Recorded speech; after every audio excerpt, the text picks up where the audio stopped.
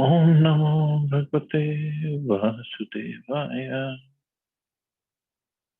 Narayanam Namaskritya Naram Jaya Narottamam Devim Saraswatim Vyasam Tato Jayamutirve Nashtaprayeshu Bhadreshu Nityam Bhakta Sevaya Bhagavati Uttam Shloke Bhakti Bhavati Nashtaki. So continuing with the discussion on Srimad Bhagavatam, Canto 4, Chapter 24th, chanting the song sung by Lord Shiva. Text number 41 onwards. So Lord Shiva is further speaking. Pravrittaya nivrittaya pitri devaya karmane namo adharma vipakaya mritave dukadaya cha. My dear Lord, you're the viewer of the results of pious activities, your inclination, disinclination, and their resultant activities. You're the cause of the miserable conditions of life caused by irreligion, and therefore you are death. I offer you my respectful obeisances. The Supreme Personality of Godhead is situated in everyone's heart, and from him issue a living entities, inclinations, and disinclinations. This is confirmed in Bhagavad Gita. I am seated in everyone's heart, and from me come remembrance, knowledge, and forgetfulness. The Supreme Personality of Godhead causes the asuras to forget him and the devotees to remember him. One's disinclinations are due to the Supreme Personality of Godhead. According to Bhagavad Gita, pravrittim cha nivrittim cha, the asuras do not know which way one should be inclined to act and which way one should not be inclined to act. Although the asuras oppose devotional service, it is to be understood that they are inclined that way due to the Supreme Personality of Godhead. But that inclination is not because Krishna wants them to be asuras. It's their desire to be asuras, so Krishna just fulfills their desires. Ordinary karmis desire promotion to Pitriloka, as confirmed in Bhagavad Gita. Yanti Deva Vritta Deva. Those who worship the demigods will take birth among the demigods, and those who worship ancestors go to the ancestors. In this word, the word Dukkadaya is very significant. For those who are non-devotees are perpetually put into the cycle of birth and death. This is very miserable condition. Because one's position in life is attained according to one's activities, the asuras or non-devotees are put into such miserable conditions. So it's all done by Krishna, but because of either our desires or our karmas. Then we get into the miserable conditions or get into this asuri yonish, and then again more and more inclination to act against Krishna. So it's all because of our desires. But nothing happens without the sanction of Krishna. Namasta Ashisham Ashish Manve Karanatmane Namo Dharmaya Brihate Krishnaya Kuntamedase Purushaya Puranaya Sankhya Yogeshwaraya Cha. My dear Lord, you're the topmost of all bestowers of all benediction, the oldest and supreme enjoyer amongst all enjoyers. You're the master of all the world's metaphysical philosophy, for you're the supreme cause of all causes, Lord Krishna. You're the greatest of all religious principles, the supreme mind, and you have a brain which is never checked by any condition. Therefore, I repeatedly offer my obeisances unto you. The words Krishnaya Kuntha Medhase are significant in this verse. Modern scientists have stopped their brain work by discovering the theory of uncertainty. But factually, for a living being, there cannot be any brain activity which is not checked by time and space limitations. A living entity is called Anu, an atomic particle of the Supreme Soul, and therefore his brain is also atomic. It cannot accommodate unlimited knowledge. This does not mean, however, that the Supreme Personality of Godhead, Krishna, has a limited brain. He has unlimited brain. Although he could be in this Balgopal form, but his brain is unlimited. What Krishna says and does is not limited by time and space. In Bhagavad Gita, the Lord says, Vedaham samatitani vartamanani cha arjun avishyami cha bhutani mam tu vedana kaschan. Oh Arjuna, as a supreme personality of Godhead, I know everything that has happened in the past, all that is happening in the present, and all things that are yet to come. I also know all living entities, but me, no one knows.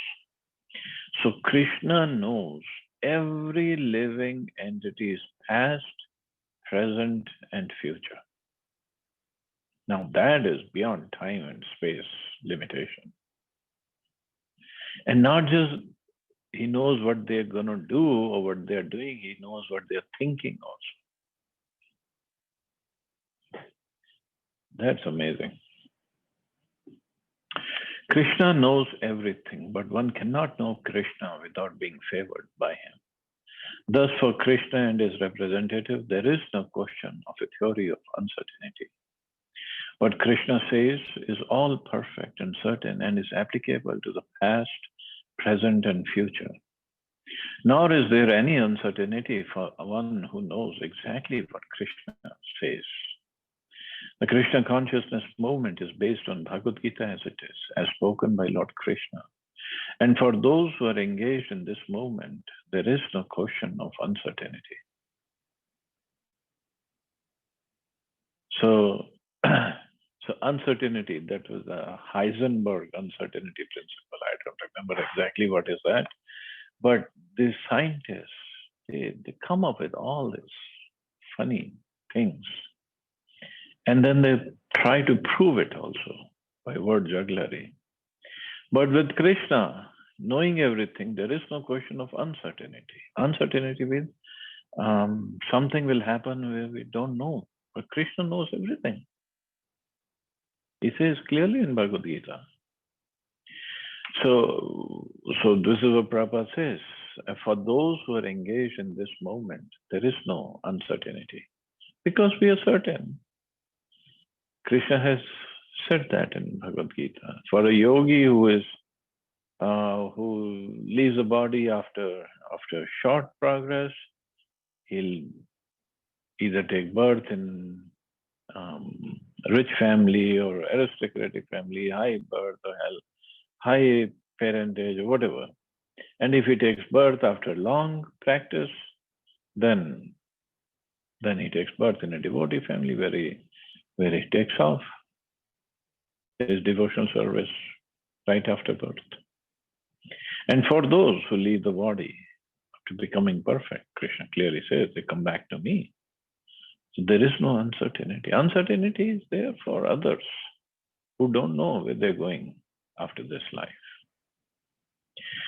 Lord Krishna is also addressed herein as Ashisham Isha, the great saintly personalities, sages, and demigods, are able to offer benedictions to ordinary living entities. But they in turn are benedicted by the Supreme Personality of Godhead. Without being benedicted by Krishna, one cannot offer benediction to anyone else. The word Manave, meaning unto the Supreme Manu, is also significant. The Supreme Manu in Vedic literature is Swayambhuva Manu, who is an incarnation of Krishna. All the Manus are empowered incarnations of Krishna, Manvantar Avatar. There are 14 Manus in one day of Brahma, 420 in 1 month, and all the Manus are directors of human society. Ultimately, Krishna is the supreme director of human society. In another sense, the word Manave indicates the perfection of all kinds of mantras. The mantras delivers its conditioned souls from his bondage. So simply by chanting the mantra, Hare Krishna, Krishna Krishna, Hare Hare, Hare Ram, Ram Ram, Hare Hare, one can gain deliverance from any condition. So that's why it's called Ashisham Isha. Means giving the Lord who gives the greatest benediction. So the greatest benediction is to take a conditioned soul out of this miserable condition. Karanatmane, everything has a cause. The theory of chance is repudiated in this verse. Because everything has a cause, there is no question of chance. Because so-called philosophers and scientists are unable to find the real cause, they foolishly say that everything happens by chance. In Brahma Samhita, Krishna is described as a cause of all causes.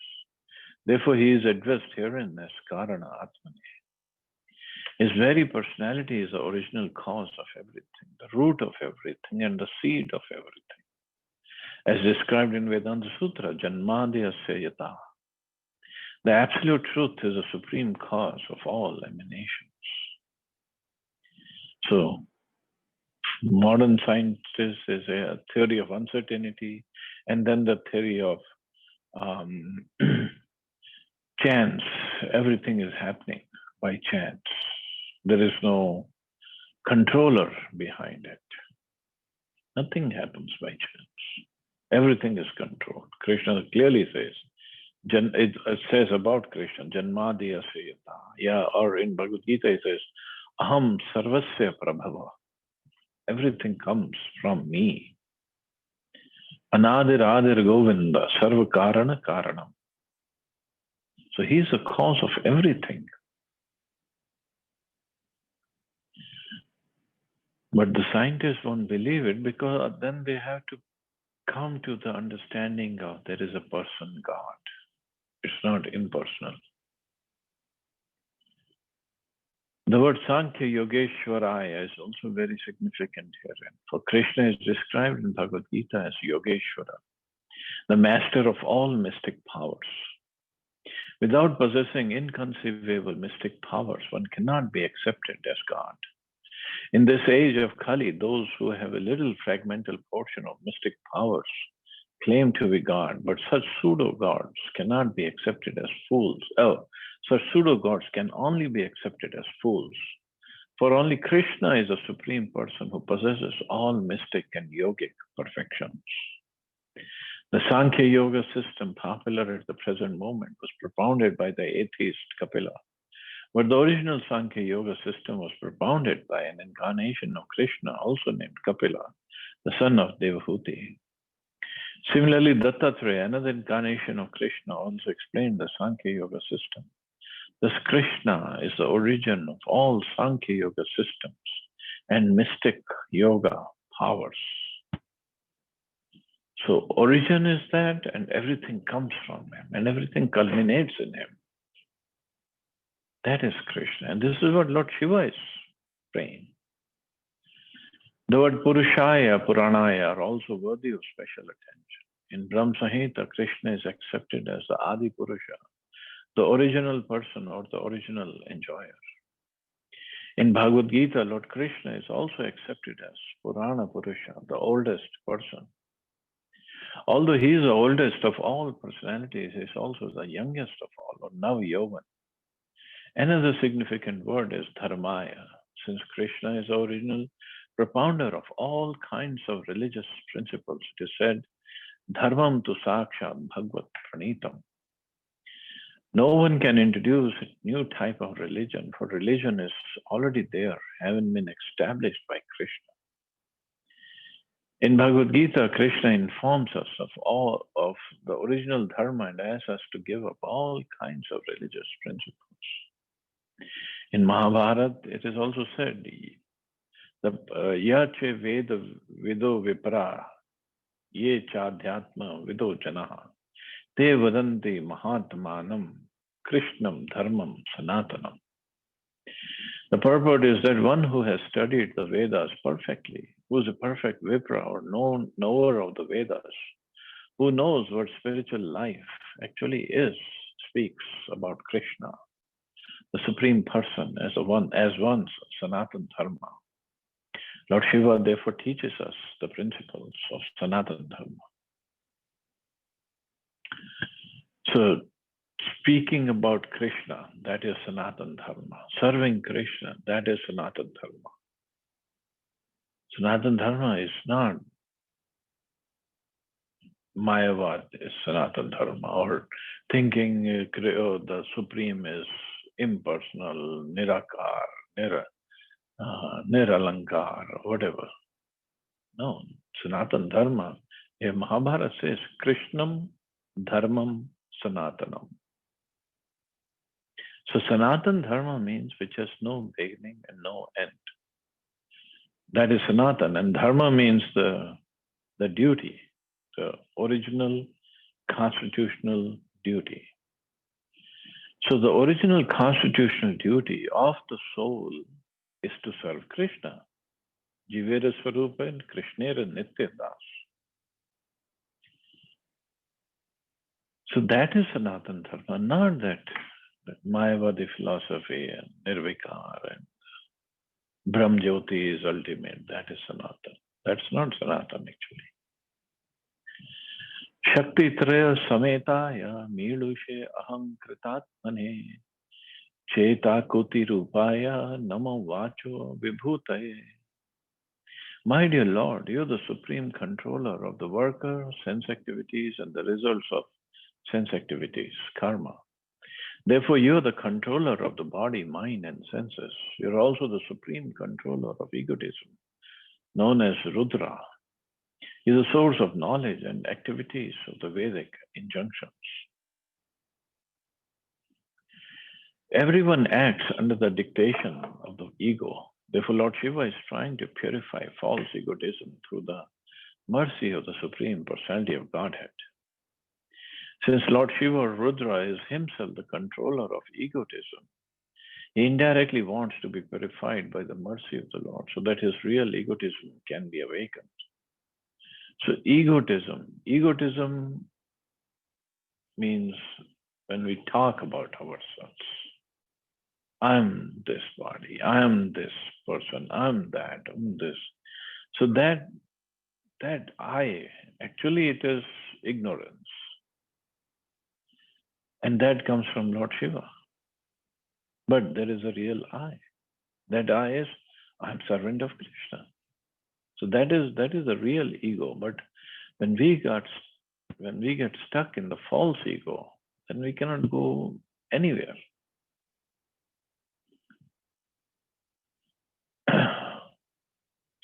Of course, Lord Rudra is always spiritually awake, but for our benefit, he is praying in this way. For the impulseless, pure egotism is Aham Brahmasmi. I'm not this body, I'm spirit soul. But in its actual position, the spirit soul has devotional activities to perform. Therefore, Lord Shiva prays to be engaged both in mind and in action in the devotional service of the Supreme Lord, according to the direction of the Vedas. This is the process of purifying false egotism. Cheta means knowledge. Without perfect knowledge, one cannot act perfectly. The real source of knowledge is a vacha, or sound incarnation, given by Vedic instructions. Here the word vacha, or vibration, means the Vedic vibration. The origin of creation is sound vibration. And if the sound vibration is clear and purified, perfect knowledge and perfect activities actually become manifest. This is enacted by the chanting of the Mahamantra, Hare Krishna, Krishna Krishna, Hare Hare, Hare Ram, Ram Ram, Hare Hare.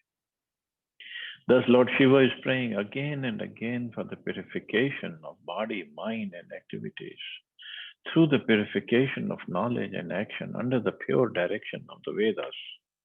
Lord Shiva prays to the Supreme Personality of Godhead so that his mind, senses, and words will all turn toward devotional activities only. So earlier, how he was praying to Lord Aniruddha for the control of his mind, so mind doesn't go here and there. And now he is praying to the Lord to control his ego, to give it so that he can give up his false ego.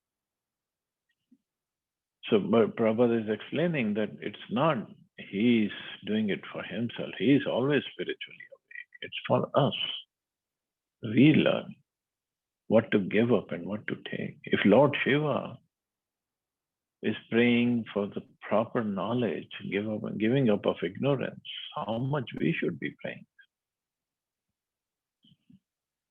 Darshanam no didrikshunam dehi bhagavatarchitam rupam priyatamam swanam sarvendriya gunanjanam. My dear Lord, I wish to see you exactly in the form that you are. Your very dear devotees worship. You have many other forms, but I wish to see your form that is especially liked by the devotees. Please be merciful upon me and show me that form. For only that form worshipped by the devotees can perfectly satisfy all the demands of the senses. So finally he is coming to the right point that I want to see your form. And this is preaching to the prachetas that they should be looking for, or they should be meditating on the form of the Lord, the beautiful form of the Lord. Next few verses, he explains the beauty of the Lord, and so wonderfully explains. In the Shruti Veda mantra, it is said that the supreme absolute truth is Sarva Kama, Sarva Gandha, Sarva Rasaha, or in other words, he is known as Raso Vaisaha, the source of all relishable relationships or rasas. We have various senses, the powers of seeing, tasting, smelling, touching, etc. And all the propensities of our senses can be satisfied when the senses are engaged in the service of the Lord. Rishikena Rishikesha Sevnam Bhakti Ruchyate. Bhakti means engaging all the senses in the service of the master of the senses, Rishikesha. These material senses, however, cannot be engaged in the service of the Lord. Therefore, one has to become free from all designations. One has to become free from all designations or false egoism and thus become purified. When we have engaged our senses in the service of the Lord, the desires or the inclinations of the senses can be perfectly fulfilled. So it's not that senses become dull. Senses will never become dull or inactive. Only thing is we purify the source or the objects of senses and the senses itself. When we engage our senses in the service of the Lord, the desires or the inclinations of the senses can be perfectly fulfilled. Lord Shiva therefore wants to see the Lord in a form which is inconceivable to the Bauddha philosophers or the Buddhists. And this is Lord Shiva himself wants to see that form, in which he himself comes as Shankaracharya. He said, the Supreme Lord has no form.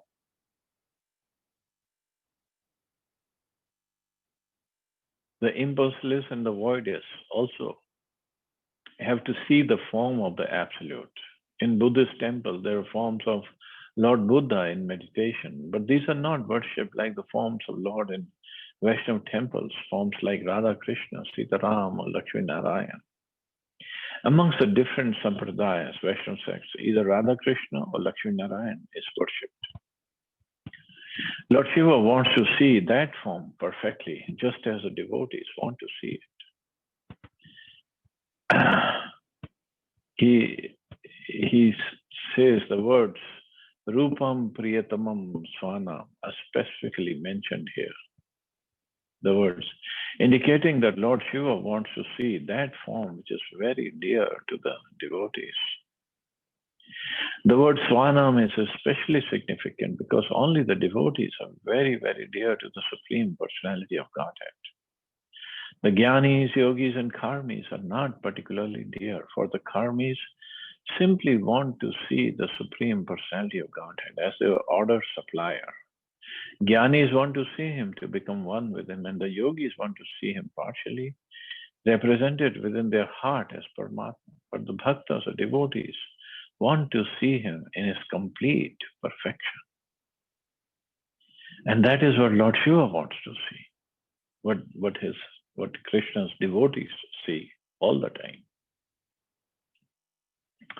As stated in Brahma Samhita, I worship Govinda, the primeval Lord, who is adept at playing on his flute, whose eyes are blooming like lotus petals, whose head is bedecked with peacock feathers, whose beauty is tinged with the hue of blue clouds, and whose unique loveliness charms millions of cupids.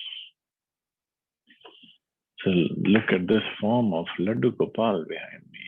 It looks so beautiful, so beautiful. His unique loveliness charms millions of cupids or Kamdev. Also, the Lord Shiva's desire is to see the Supreme Personality of Godhead as is described in this way. That is, he wants to see him as he appears to the Bhagavats or the devotees. The conclusion is that Lord Shiva wants to see him in complete perfection and not in the impersonalist or voidist way. Although the Lord is one of in his various forms, still his form as a young enjoyer of the gopis and companion of the cowherd boys, Kishora Murti is a most perfect form. Thus Vaishnavas accept the form of the Lord in his Vrindavan pastimes as a chief form, especially this Nava Yovan, Nav Kishore form. So later on we'll study how beautifully Lord Shiva describes the beauty of the Lord. It's amazing. So only a devotee like Lord Shiva can describe that beautifully. He can see that, he is realizing it, he is relishing it, and he is explaining it to us. So nicely done. So we'll stop here. See anybody has any questions or comments.